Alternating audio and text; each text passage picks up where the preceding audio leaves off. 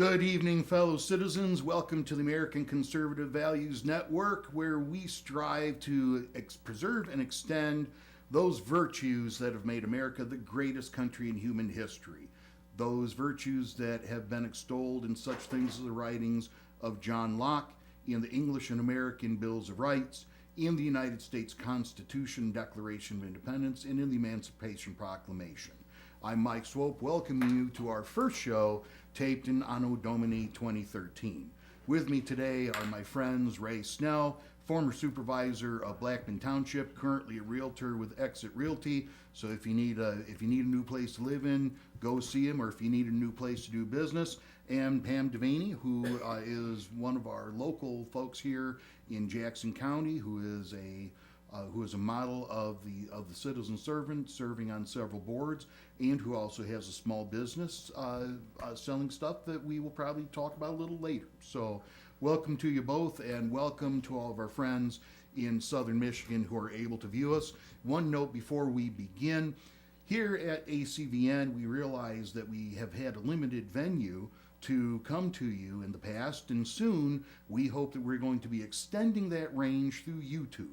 So hopefully we will have an announcement about that very soon, so that not only will you be able to watch us on the TV outlet you're currently watching us on, but you'll be able to watch us on YouTube, on your TV via the internet, or on the phone, so you can show people what us crazy folks are saying.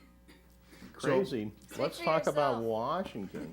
Let's talk about the goat rodeo that we call Congress right now. How about crazy. Happy New Year, Let's taxpayers? talk about Pay crazy. some more. Well, you know, I have to say part of the fiscal cliff issue, I didn't have a problem with taxes going up on payroll because all it did was go back to what was statutorily called for to begin with. Right. It funds Social Security, it funds Medicare, and you know, it made no sense in my mind to ever cut that, because you're talking about a program that's running deficits, you know, years and years and years sooner than what they thought it was. Oh, but no, Social Security is solvent. Ray, haven't you read all the leftist groups saying that Social Security is a problem? And Senator Sanders, our socialist senator from where is it? I believe from the state of Vermont.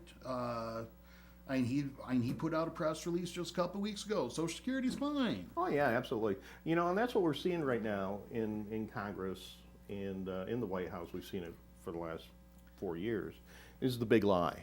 Right. If we say the lie long enough, loud enough, often enough, people start to believe the lie. People, there is no money in a Social Security lockbox. It's been spent. You spent it on benefits for yourself. Mm-hmm. Congress wanted you to keep voting for them, so they spent it for you. And they're hoping that your grandchildren, your great-grandchildren, and their grandchildren will be able to come up for the money that they've wasted in not only our lifetimes, but our grandkids' lifetime. And lifetimes, I mean, how many more trillions can we throw on the debt? We talk about $16.5 trillion right now, but that's just the tip of the iceberg. The under the iceberg, under the water, is the real debt, which right now, if I remember right, the Social Security liabilities and all the other liabilities are something like 97 trillion, trillion with a T, which you know, they could confiscate our paychecks every week and still never get close to paying. Don't give them that. any ideas.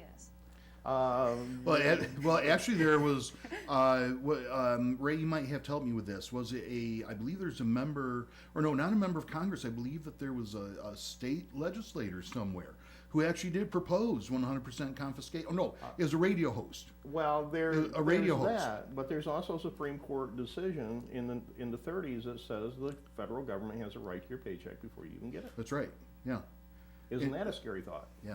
Right. Fortunately, our congressmen aren't smart enough to read congressional records and the published and United States reports, and or they'd have that idea in their head too. But let's talk about the first part of the fiscal cliff, which was payroll taxes. Mm-hmm. I don't know if you agree that they should have never been cut to begin with, because you're funding half of what's not even making up enough to make payments down in the future anyway, or should we just let it cut stayed cut and just said, the heck with it. You know, it's gonna go broke, this Well, will just help. right, people but out. well, let's talk a little bit about the big lie about Social Security, not just on the funding side, but on the spending side. Because the big lie about Social Security is that it's all for your retirement. It's not. It's being siphoned off. Basically, Social Security is world's largest welfare system right now, Well, and it's being siphoned Ponzi off. scheme. Yeah, but it's being siphoned off into areas where it's never intended to be siphoned off, and that's the reason why we have. That's one of the reasons why Social Security is running a deficit, is that there are payments going, large amounts of payments that are going to places where it's never intended. Well, that's true too. Not just that the government has taken that money and put it into the general fund and just spent it and put an IOU that's got about as much value as this piece of paper into some kind of, whatever, lockbox or whatever. But originally it was supposed to take care of the worker, and now it takes Right. care of the worker's family, takes care of kids, it takes care of, it's now used as a disability program. Again, which right. more and more people are Is- getting into that because they can't find a job. Well, not just because they can't find a job, but because they don't want to find a job, and Well, but it's what becoming. But that's why I say it's becoming a welfare program. There's many people who are they are not incapable of working. They are not retired, and yet that money is being parceled out to those people. And you don't even have to pay in Social Security to get it. Right. Well, post-traumatic stress disorder, that's a biggie. And those folks can get Social Security.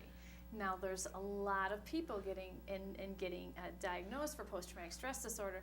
So But that might be a little bit of a spike but see, there for a as well. veteran, right? But for a veteran, that is something that the country owes them. The But veteran, they've paid into it. right, and- right. But see, I'm not talking about veterans who need help Right, overcoming war injuries. That is something. That is an obligation Sure. that Oh, the nation absolutely. owes them. I just wanted to they bring have that up. done. Well, they for the most they part, that's not being paid out of Social Security. Yeah, that's being paid out of the VA. right. Veterans pensions. But what I'm talking about in terms of people, people seeking things like SSI is, Right, maybe you tweak your knee or something, and you manage to get a workers' comp court to, you manage to get that through. You're capable of working, you just don't want to, and so you manage to work the system, and the system is loose enough to where people can get by with it, and Jump right through those little hoops and yeah. off you go. That's it, exactly.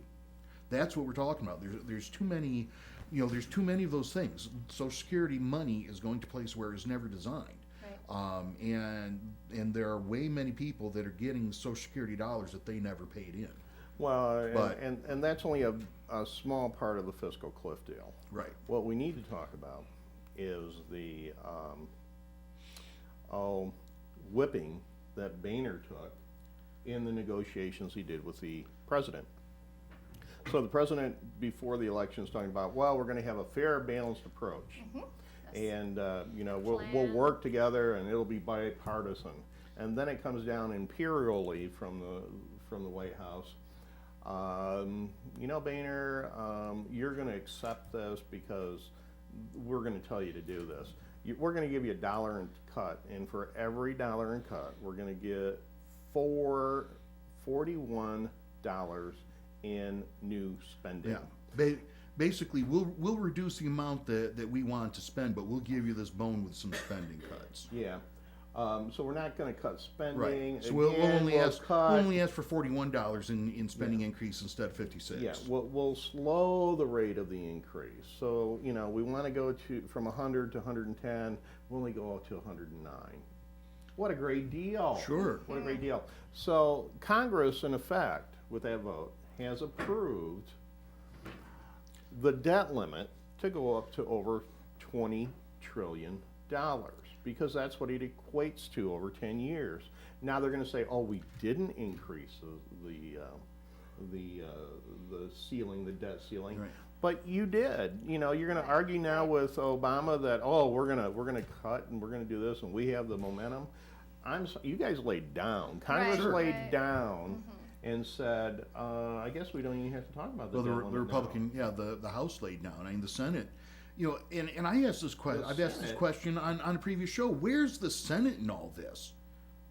I The think they Senate's went been on missing. vacation, Yeah. Right.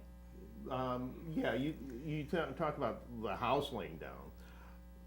the Republicans in the Senate surrendered, Right. just surrendered. Only, what, 8 or 9 votes against this travesty on the American public? Something like that. Thank you, senators. You're the deliberative body that's supposed to be thinking about long-term effects. I guess $20 trillion doesn't scare you. And what will that do to the deficit underneath water that we're not seeing? Right. Well, the numbers I'm seeing show that it goes from 97 trillion to about 158 trillion. Well, you know, Yay. increasingly, over the last 20 years, we've gone from passing an annual budget in the government to, actually it's making 40 years. We've gone from passing a budget to Continuing. increasingly what we're doing is, you know, we're every couple months, we have these artificial deadlines because, you know, we're doing these continuation bills, at what they're called, these continuation budgets, where we're not actually doing a stem to stern review of the budget. What we're doing is we're just saying, well, we can't come up with some long-term plan right now for the year, so, you know, let's just make an agreement to keep the government operating for the next 2 to 4 months, and Yeah. then we'll worry about things in 2 to 4 months. Then 2 to 4 months, when that time limit happens, then we go through this all over again. And that's the way that federal finance is being figured out. It's not being figured out on a regular annual basis, the way that you should be figuring out a budget. Well, even the way they figure out the budget to begin with is flawed because they do baseline budgeting. Okay, we spent $100 last year. Yep. So now we need to spend, you know, inflation's gonna be 3%, and now we have to spend 104 because, you know, we gotta think about a little Sure. bit more than inflation. Right. Calculations. Rather than doing zero budgeting, where you start at zero Yep. and you Start at figure out zero. what the We got priorities of the nothing. country are. Mm-hmm. Figure out what the priorities, and then you look at your income that you're expecting to get in and say, okay, this is a priority. Yep. So this is gonna get that percent, that's gonna get that percent, and you come up with new monies. And or either that, or the stuff that the stuff you want to spend on that you don't have the money for, you don't spend on. And what does most of the money go to? Welfare and debt. Wages and benefits of the employees of the federal government. Right, but That's a big part of it. Right, but that's part of the processing for the welfare, is that what is it, for every dollar that goes out in welfare, the administrative costs are close to 50%, if not more. Yeah, it's just ridiculously expensive. What we need to do, and we talk about budget restraints, I would propose a law that says that federal workers can't make more than the median salary of the people they're supposed to be serving. And We what ha- about work ethics too? I mean, I have a really hard time with, oh, it's Christmas and we're leaving. No, the problem hasn't been solved yet. You don't leave. That's the way I look at it. If you have a problem in your business, okay, and if I have a problem in my business, I'm not just gonna say, well, it's holiday, I'm leaving. That's Or if you're gonna unacceptable. be productive. I mean, Yeah. before I came here, I spent 3 hours in my office getting prepared for the week. So, I mean, for the Democrats out there, realize that you voted for somebody that took off and left. That's the way I look at it. He went on holiday, and then there are some folks that say, well, he came back. He should have never left. Right. You don't go to Hawaii and he went again. when you have a Yeah. problem. Yes, Yeah. you do. You know, If you're Obama. if you're Obama. But, I mean, But- there are people that, people like, I've had But that gets back to positions the of- thing that I don't, Obama, and I don't think the left sees this as a problem, because this is what they want. This is how they can get what they want, by creating these crises. It's government by crisis, so that you have these artificial deadlines you create every few months, and you got to get it done or things are going to shut down. So, and that's what adds the impetus, I think, to some people to accept these things, is because there's this crisis atmosphere that's created. It's not, where if you had grown-ups running the government, you'd adopt your budget once a year. You do what Ray, go with the Start with zero-based, zero, start with the exactly. zero-based budgeting Sure, that that's what I do. that Ray described. You do that within the budget year, like you're supposed to. You present your budget in April. The budget goes into effect with the fiscal year on July 1st. And then the next year you do the same thing, and you're not doing this kind of childish, well, I'm not going to take care of it right now. I'll just do what I have to do in the meantime. Another suggestion's been that they were talking about doing it here in Michigan. You don't get the budget done on time, you don't get paid. Right. I like that. But we're getting the Me budgets too. done on time. We are now. Yeah, we are now. Now that with the changeover in gubernatorial administrations, Governor Grandstand did this governing by crisis, where the Snyder administration has presented every budget. Not only has the Snyder administration presented every budget on time, but it's been adopted by the Republican House and Senate on time. Mm-hmm. So so the state of Michigan does not have that. There is no government by crisis. There is no action by crisis. Well, let's talk about the next crisis with the fiscal cliff. How long is this agreement good for? I believe it's 2 months. 2 months. And it's running, so we have less than 60 days, and they're Right. going to come up against another crisis. So it's start of March. And, I've talked to a couple of my congressional friends in Washington, and they've said, well, we're going to be tough this time, and we're going to demand cuts, and we're going to slow. Didn't they say that at the last deadline before that? And I said, yeah, I believe that. But You want to say, now- what are you missing? It's like, But what am pardon- I missing here? It's Now- like you say you're going to do this, and then it doesn't happen. Right. Do I just not see this? Are you guys not coming out? Well, you and had- The saying media's going the to real call me a problem? bad guy, and I don't want to be called a bad guy. Yeah, I want to get invited to the parties in Washington. Yeah, I got to go to the party. But you had a double deadline with this one because not only did you have the expiration of the continuing authorization, the continuing spending authorization, but you also had the end of the congressional term. So they had also added to that deadline where the feeling was that it'd be easier to get it done with the guys going out the door than it would be with the guys coming in. And I think that was a part of it too. But another thing that happened in the last few days of the 112th Congress was that they had a bill for relief from Hurricane Sandy. And that was another thing that got rushed through, and something where there were a lot of questionable expenditures. Pam, I think you got a couple of Well, them. before we go there, let's talk about the first bill they passed, which made sense, in my opinion. Okay. It authorized the National Flood Insurance to pay tens of thousands of claims piling up after Hurricane Sandy. Right. $9.7 billion. So those who were smart enough to take advantage of the subsidized costs of Yeah. flood insurance will be now paid because the National Flood Insurance Program has no money sitting away, piled away. So Congress has got to authorize spending. So they did $9.7 billion. And that passed the House 354 to 67. Okay. To me, that kind of made sense. We take care of those people who are in need. We did it with Katrina. We did it with Andrew. We did it with, the There's earthquake. a list of things that we've done that for. Yeah. Yeah. And always, Keep going. those go without pork. So this one was kind of yes, we're going to do this, and we're going to take care of those people who were smart enough to this. But there's a lot of people who didn't have flood insurance, who have been basically wiped out. And now we're talking about Sandy Bill 2, that quickly, I'll let you get into the details, $60 billion in spending, $30 billion really for the flood relief, and the other 30 for pork barrel projects that have nothing to do with Sandy. And the House Republicans seem to have had a backbone on this one and said, we'll do the 30, but not the other 30.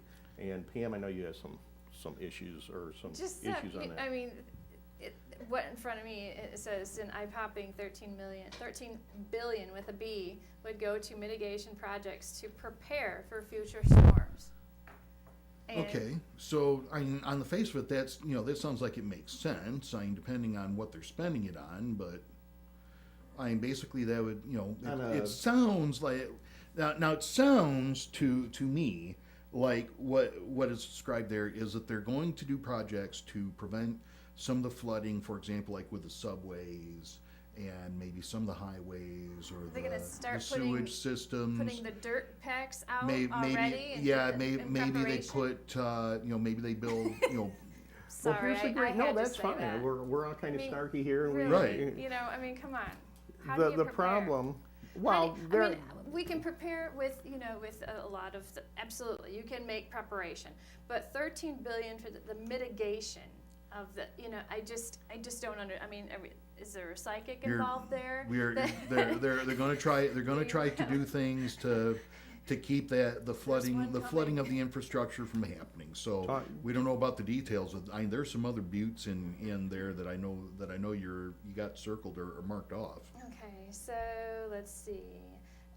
Pork barrel feast includes more than $8 million to buy cars and equipment for Homeland Security and Justice Departments.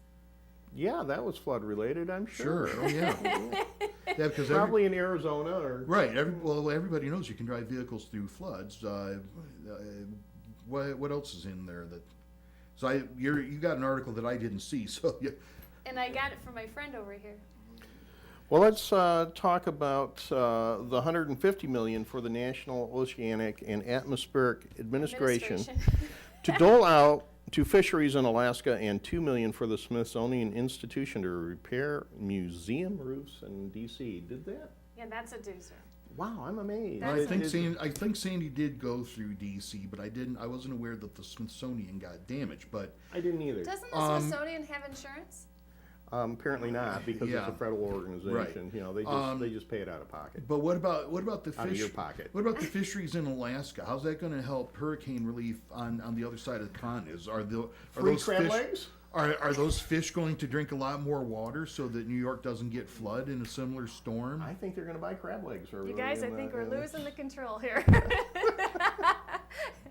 A free coupon to Red Lobster? Oh, Well, my. maybe. Oh, But what if the Red my. Lobster's what if the Red Lobster in Times Square is underwater? Yeah. See, when people don't read this, you know, the average American isn't going to read this. The person that actually But voted that's for what the members of Congress are Obama, counting on. who's saying, Yeah. I mean, who's the saying people who this. voted for Obama don't care, and most Anything people. he says right. is perfect. It's great. It's like, no, I want to tell you, their lady next door, you Their could only have half complaint your is Social they're Security, and only- she doesn't get it. The typical Obama voter's complaint would be, well, where's mine? Here's a good one. $58.8 million for forest restoration on private land. What private land? Where? And why does private land need federal dollars for forest restoration? You know, I don't know. You know, we have a pretty good forest program up in the UP. Most of the UP is owned by a paper company. Right. Most people don't know that. Yeah. I don't. And they harvest it and then they plant. Sure. I mean, it's a system where they think they Right. plant 3 to 1. Right. Paper comes from trees, so when you cut Yeah. one down, you grow more. So that kind of $197 million to protect coastal ecosystems and habitat impacted by Hurricane Sandy. This is Well, just ridiculous. to protect it, I mean, it's already happened. It doesn't say restore, it says to protect. Right.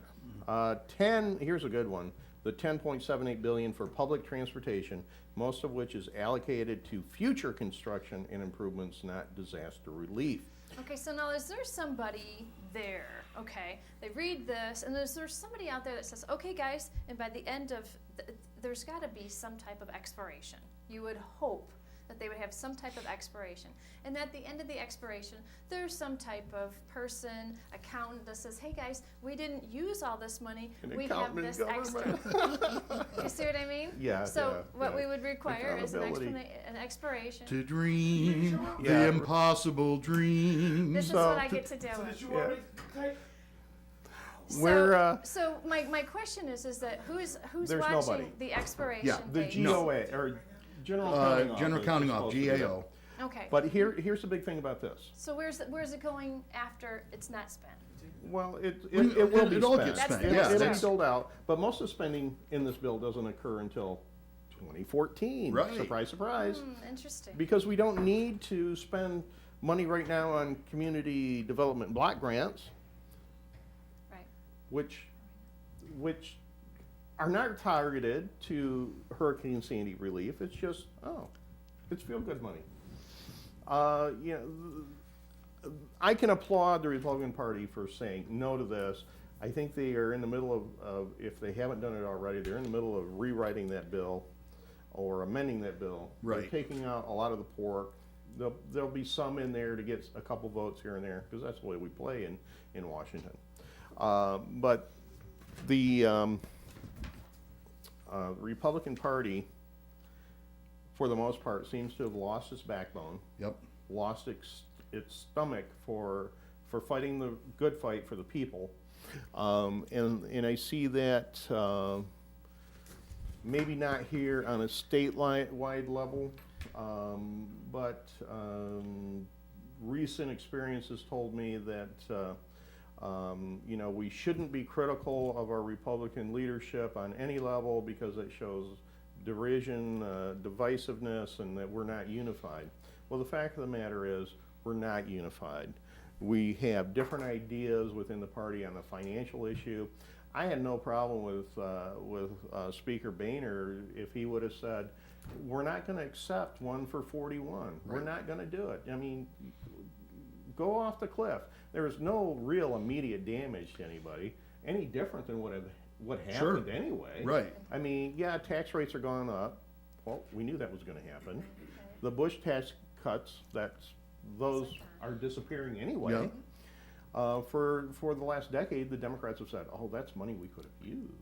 No, it's money you would have spent on Right. top of what you would have Exactly. spent. And it's not like you would have used that to shore up the budget. And it's You not just like, spent it. and you don't know if that money would have been there because it would have further eroded the economy.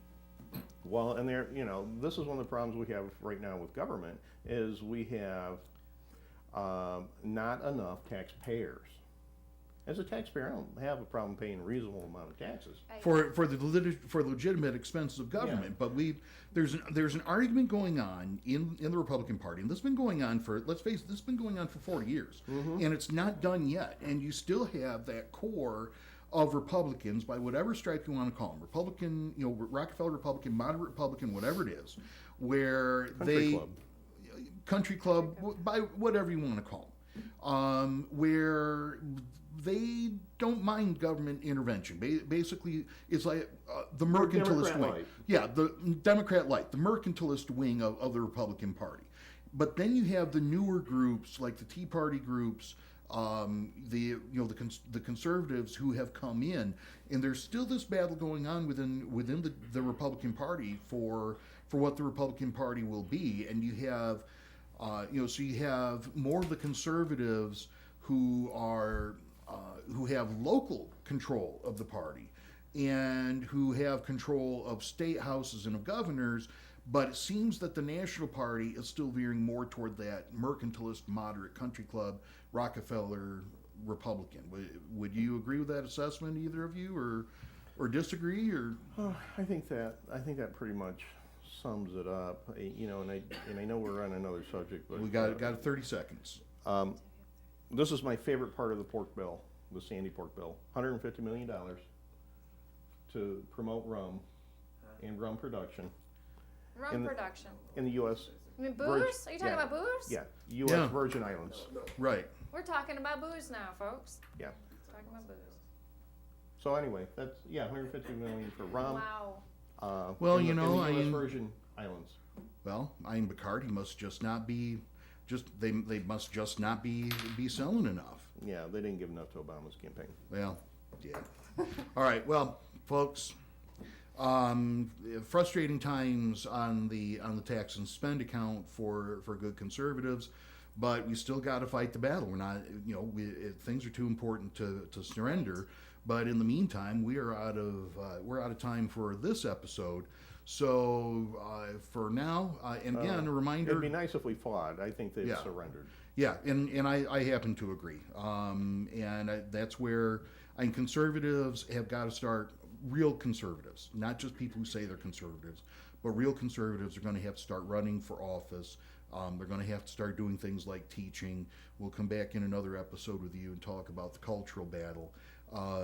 But, Which we don't even see. yeah. Our group, our Right. party doesn't even see that Right. we're losing, No, but we'll talk about it. I do, but anyway, we gotta go. So for Pollyanna, I mean Pam Devaney, our sweet innocent Pam, who doesn't know the ways of government, but she does have her small little business. Tell people where they can get some of your jams, real quick. Yeah, Mrs. Devaney's Foods. It's a hot pepper jelly, and it is at the Airport Road, Meyer, and the Made in Michigan section.